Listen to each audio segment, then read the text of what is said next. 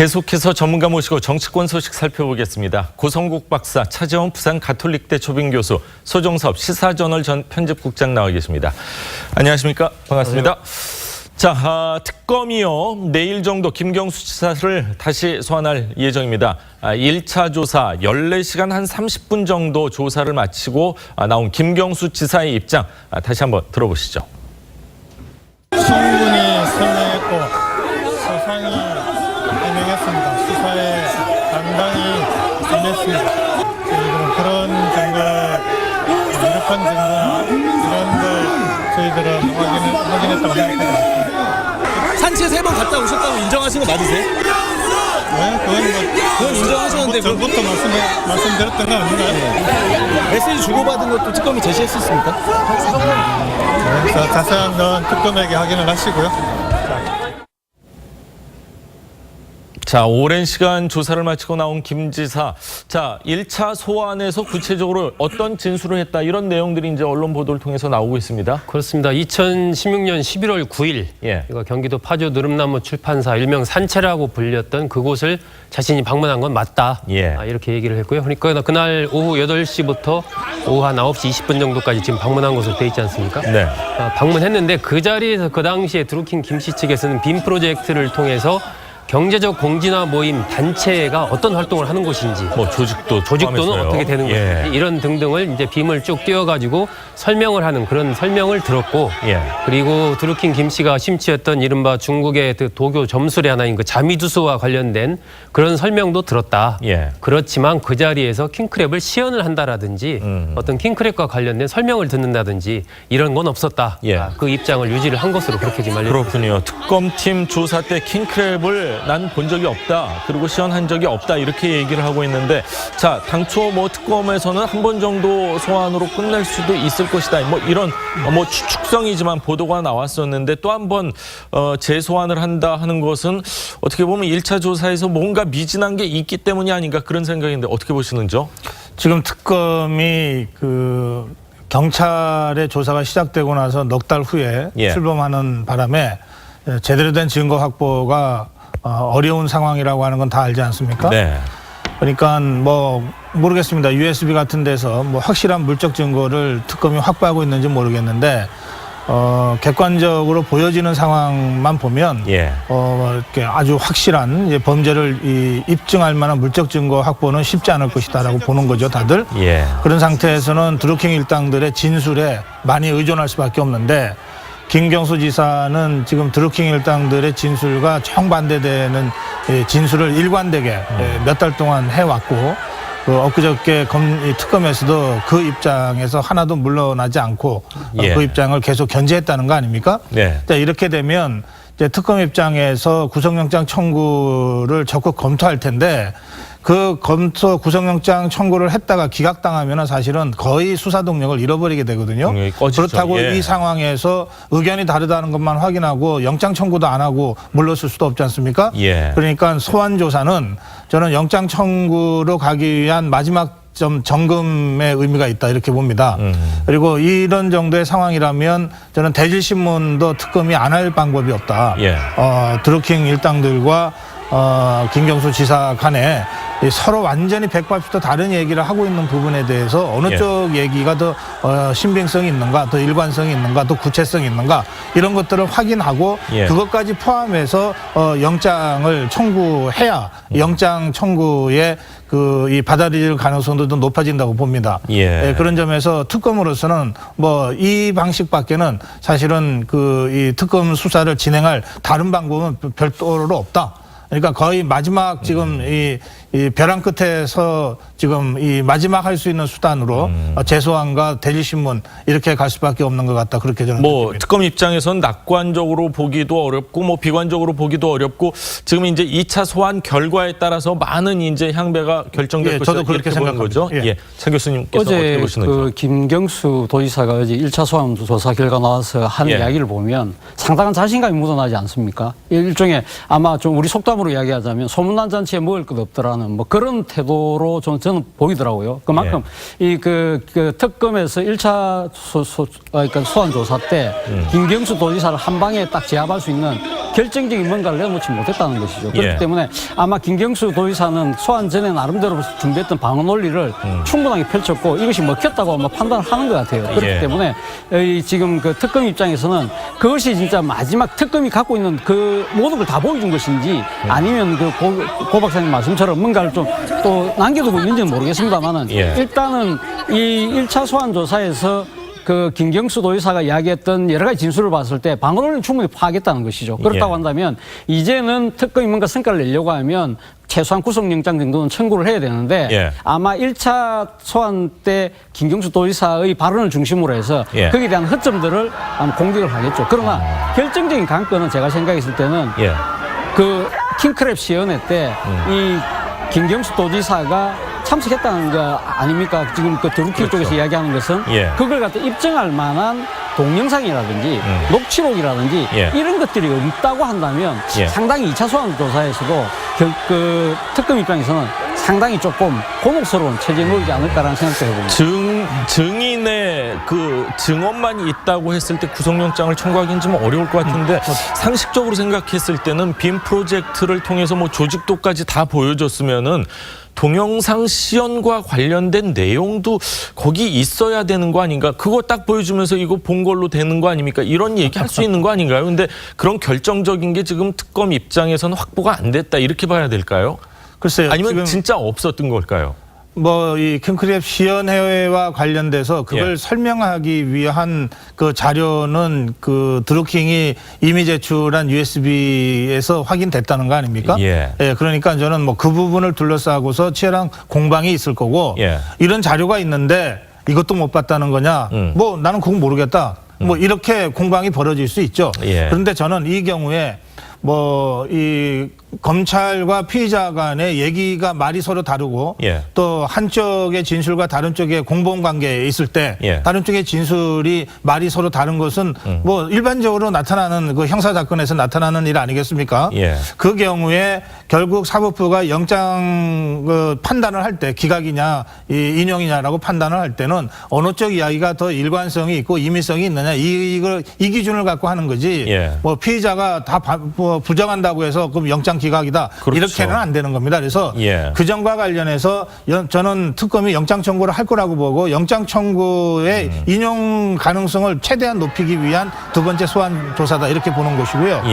조금 전에 이제 김경수 지사 쪽에서도 그 경제적 공진화 모임의 조직도를 보여주면서 발표한 것은 들었다 지금 이렇게 시인한 거기까지는 인정을 했죠.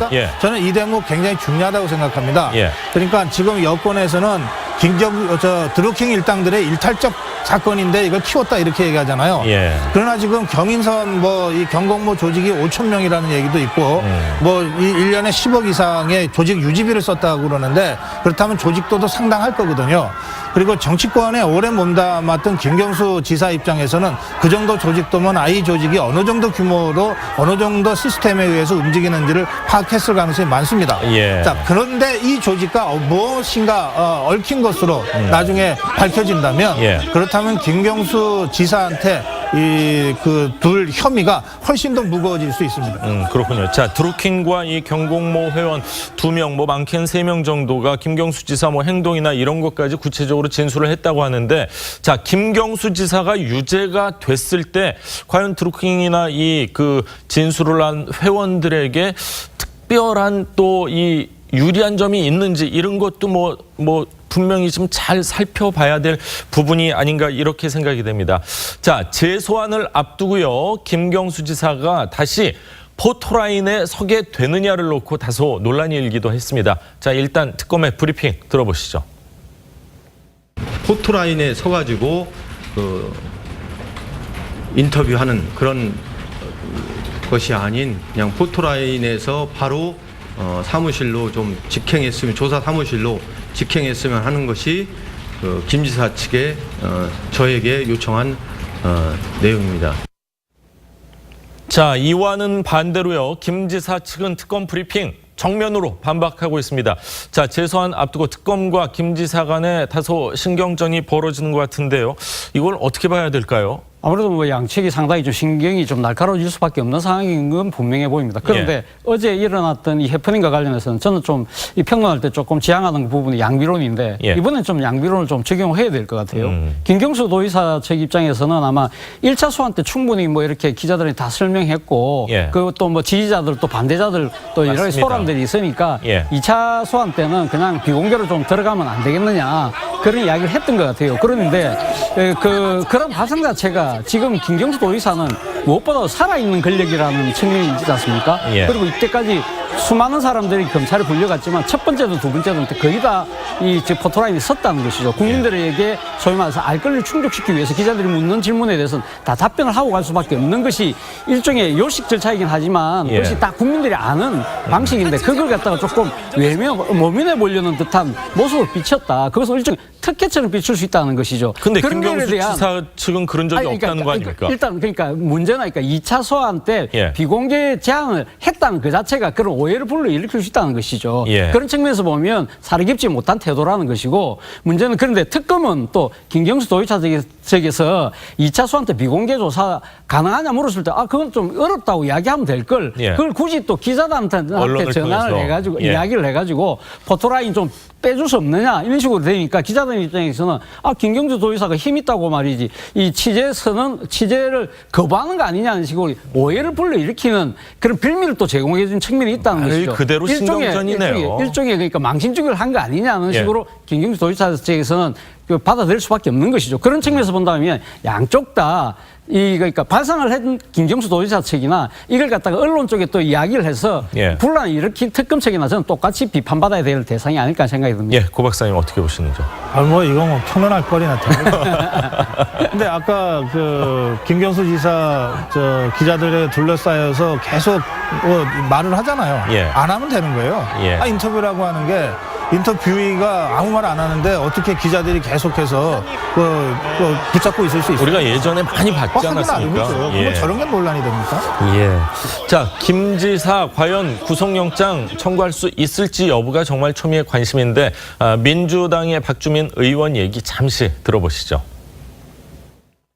지금 증거인멸의 우려라든지 도주우려라든지 이런 것이 있어야 영장이 발부되는 것 아니겠습니까? 도주우려는 당연히 없는 것이고 스스로 본인이 쓰던 핸드폰도 제출하고 있고 압수수색 같은 걸 하려면 얼마든지 하라라고 입장을 가지고 있기 때문에 영장 청구를 하더라도 기각될 가능성이 높다고 보입니다. 자, 여당 의원 입장에서는 영장을 청구하더라도 기각될 가능성이 높다. 과연 특검에서 영장을 청구할 수 있을지가 첫 번째 관건일 것 같습니다. 내일 소환이 된다면 과연 어떤 식으로 수사가 진행되는지 계속해서 지켜보도록 하고요. 다음 이야기를 좀 하겠습니다.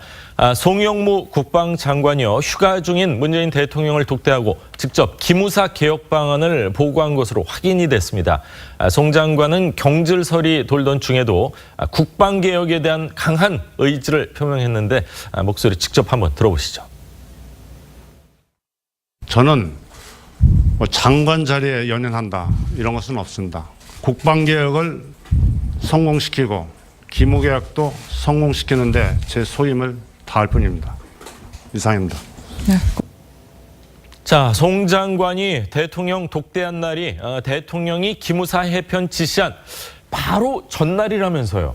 그렇습니다. 문재인 대통령이 휴가 중에 있던 지난 2일 송영무 국방부 장관이 문재인 대통령을 만나서 이 기무사 개혁 방안에 대해서 보고를 했고 그중에 이제 기무사 지난번에 아예 새로운 사령부 체제로 가는 방안 또 국방부 직할 부대로 하는 방안 몇 가지 안을 이제 내놨었지 않습니까? 그중에서 이제 송영무 장관은 어쨌든 이 사령부 체제를 유지하는 게 바람직하다. 이런 안을 이제 문재인 대통령에게 보고를 했고 문재인 대통령이 그것을 이제 승인을 한 것이죠. 그래서 3일 날 이석구 기무사령관을 전격 경질하고 남영신 중장을 이제 그 자리에 임명을 했고요. 이 새로운 기무사령부 이 창설 준비단을 구성해라. 이렇게 이제 대통령이 지시를 한 것이죠. 그리고 현재 송영무 장관은 터키를 방문 중에 있는데 이 국방개혁 2.0과 관련된 국정과제를 남은 5개월 동안 굽힘없이 추진을 하겠다. 예. 이런 내용의 글을 자신의 SNS에 올렸습니다.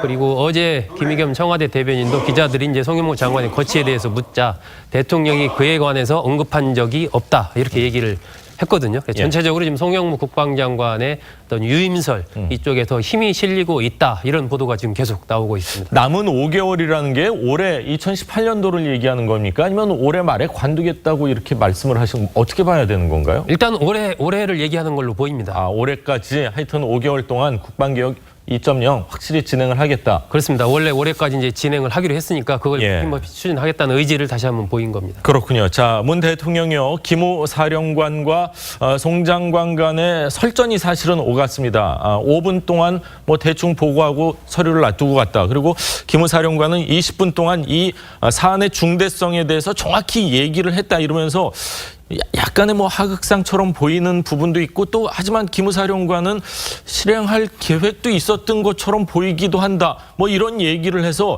이게 하극상인 건지 아니면 송 장관 편에서 조금 도움을 주는 건지 뭐 헷갈릴 정도였는데 자, 아무래도 송 장관에게 다시 한번 힘이 실리는 거 아닌가 이렇게밖에 해석할 수가 없거든요. 예. 많은 논란에도 불구하고 송 장관 계속 이렇게 힘이 실리는 것 같습니다. 그 이유가 뭘까요? 그러니까 송영무 장관과 이석구 기무사령관의 관계에서만 보면 예. 대통령이 송영무 장관 손을 들어준 거죠. 그렇죠. 확실하죠. 예. 그러니까 이석구 사령관이 경질된 겁니다. 예. 그런데 그러면 문재인 대통령은 왜 송영무 장관 이미 국방장관으로서의 권위를 다 잃어버린 상실한 예. 이런 사람을 왜 국방장관으로 계속 쓰겠다고 하는 선택을 한 것인가? 저는 뭐 간단하다고 생각합니다. 이 논란이 있었을 때 뭐 이 송영무 장관 후임에 대한 논의가 또는 검토가 있었다는 얘기들도 그렇게 확인되지 않았지만 뭐 정치권에 많이 돌아다니지 않았습니까? 일부 있었죠. 예. 저는 당연히 검토했을 거라고 생각합니다. 마침 그때가 그 중폭이냐 소폭이냐의 이 결론은 안 났지만 여러 장관들에 대한 개각 얘기들이 있었고 예. 사실은 이른바 이 기무사 논란 있기 이전부터 국방장관 경질도 그 중에 한 사람으로 거론됐기 때문에 예. 청와대로서는 당연히 검토됐을 건데 그런데 결국은 송영무 장관을 손을 들어줬다면 국방부를 이끌 문재인 대통령으로서는 어느 장관보다도 정말 각별하게 신임하고 믿을 수 있는 사람이 국방부 장관이어야 될 텐데 예. 송영무 장관 이상으로 믿을 사람을 못 찾았다고 저는 생각합니다. 뭐 그것은 여러 가지 요인이 있을 수 있습니다. 예. 뭐 육군 출신이 아니라는 점도 있을 거고 캠프에서부터 가장 오랫동안 동지적 관계를 유지해온 사성장군 출신이다라고 예. 하는 것도 있을 거고 뭐 여러 가지 요인이 또는 개인적 인연까지 작동했겠죠. 저는 그래서 문재인 대통령이 현 시점에서는 국방개혁을 계속 강력하게 추진하기 위해서는 누구보다도 자신의 신뢰관계와 자신과 신뢰관계가 확실한 사람이 국방장관으로서 그 역할을 해야 되는데 예. 송영무 이상은 찾기가 어렵다 현실적으로. 아직까지는. 이런 판단이 저는 송영무 장관 유임 쪽으로 예. 이렇게 정리된 거 아닌가 그렇게 생각하고요. 예. 그렇다면 사실은 연말이 돼서 갑자기 더 좋은 사람이 발견되는 것도 없잖아요. 그렇죠. 예. 예.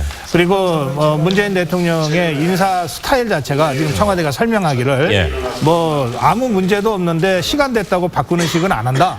정말 꼭 필요한 사람만 교체한다. 예. 그래서 중폭이다 대폭이다 정무적 판단 갖고 개각을 하거나 이렇게 내각을 흔들지 않겠다. 뭐 이렇게 지금 계속 설명하고 있잖아요. 그렇다면 송영무 장관으로서는 최대 고비였던 이 상황을 넘긴다면 예. 그러면 생각보다도 상당히 오래 갈 롱런할 수도 있다. 있다. 네, 예. 그렇게까지 제가 예상해 볼 수 있습니다. 그렇군요. 역대 정권 국방부 장관 가운데 이렇게 언론에 자주 오르내린 장관은 없었던 기억인데 혹시 문 대통령과 송영무 장관의 어떤 뭐 특별한 관계 뭐 이야기 들으신 거 혹시 없으십니까? 차 앞서 교수님? 고 박사님 말씀하셨듯이 예. 송영무 장관이 2012년 대선 때도 상당히 대선 캠프에서 국방개혁과 관련된 여러 가지 정책적 조언을 했고 그리고 또 거의 뒤 한 4년 넘는 기간 동안에도 계속적으로 이 문 대통령하고 그 관계를 유지해왔다는 것이죠. 그렇기 때문에 아주 이 믿을 만한 측근 참모, 그러니까 정책 참모일 수가 있는데 예. 저는 아직 그 송영무 장관에 대한 유임이라고 결정하기는 좀 빠르지 않나는 생각이 듭니다. 예. 일단 뭐 문 대통령 입장에서는 지금 기무사 개혁이라는 부분에 있어서 발등에 떨어진 불부터 먼저 끄자는 뭐 조금 형국이었을 가능성이 높다. 그렇기 때문에 이 송영무 장관의 그 유임 여부는 좀 더 숙고중이지 않을까 하는 생각인데, 이와 관련해서 제가 조금 이 문재인 대통령의 화법과 이런 여러 정치 스타일을 본다고 한다면 그럴 가능성이 높다고 봅니다. 왜냐하면 7월 26일 날 김의겸 청와대 대변인이 브리핑을 했어요.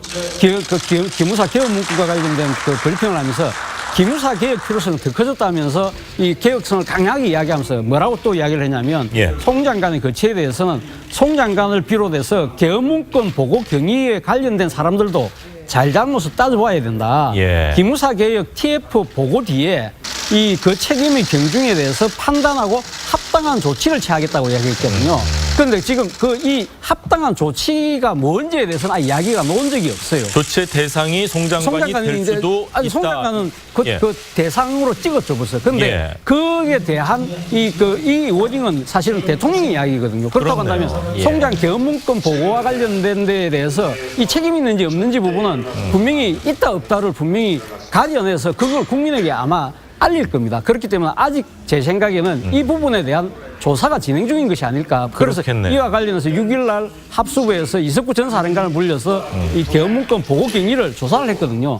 그렇다고 한다면 이 모든 것을 취합을 하고 난 뒤에 아마 그때 가서 판단을 하지 않을까 하는 생각입니다. 그때는 합당한 조치, 왜 이런 식으로 내가 유임을 결정하게 되면 그 이유를 설명하든지 아니면 경질을 하든지 그 양단의 결과를 내놓지 않을까 하는 생각입니다. 그렇군요. 아직까지 유임이긴 하지만 그 길이가 어느 정도까지 될지는 좀 더 지켜봐야 되겠다. 뭐 이렇게 말씀을 하셨는데 합당한 말씀이신 것 같습니다.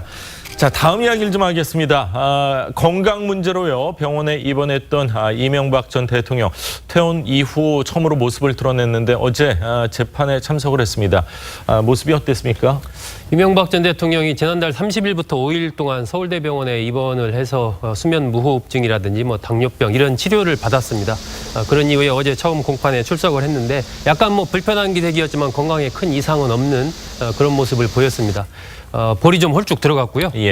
출석하는 가운데 검사석과 이제 방청석 사이에 중간에 나무 가림막인데 그걸 좀 잡고 서서 약간 불편한 모습을 보여서 교도관이 부축해서 의자에 앉히기도 했고, 앉아서도 계속 뭐 관자놀이를 이렇게 주물른다든가, 기침을 쿨럭쿨럭 한다든가 이런 모습을 보였습니다. 하지만 계속 진술에 대해서 이렇게 메모를 한다든가 변호인들과 말을 주고받는 등 나름대로 이제 건강이 좀 많이 회복된 그런 모습을 보였습니다. 그렇군요. 얼굴을 가까이서 잡으니까 확실히 볼살은 좀 홀쭉해졌다 이런 생각이 드네요. 자, 뇌물수수 혐의와 관련된 진술. 그러니까 뭐 증인들 진술이 아주 쏟아지고 있습니다. 그렇습니다. 아주 구체적인 얘기들이 많이 나왔습니다. 일단 뭐 집사로 불렸던 김백준 전 총무기획관이 이제 1월 30일 날 진술한 내용이 공개가 됐는데요. 김소남 전 의원으로부터 4차례에 걸쳐서 2억 원을 받아서 이병모 청계재단 사무국장에게 전달을 했다. 그리고 나중에 이명박 전 대통령을 만났을 때 그런 얘기를 하니까 이 전 대통령이 미소를 지으면서 고개를 끄덕였다. 이런 내용의 진술을 김백준 전 기획관이 했습니다. 이팔성 전 우리금융 회장은 비망록이 어제 이제 공개가 됐습니다. 2008년 1월부터 5월까지 이 전 회장이 작성한 41장 분량의 비망록이 공개가 됐는데 이게 일종의 이제 인사청탁 내용과 그 일지를 좀 자세히 기록한 그런 겁니다. 예를 들어서 3월 28일자 기록을 본다면 이 전 대통령 측에 30억 원을 내가 지원을 했다. 도대체 옷값만 얼마냐 이러면서 모두 파렴치한 인간들이다. 고맙다는 인사라도 해야 되는 건 아니냐.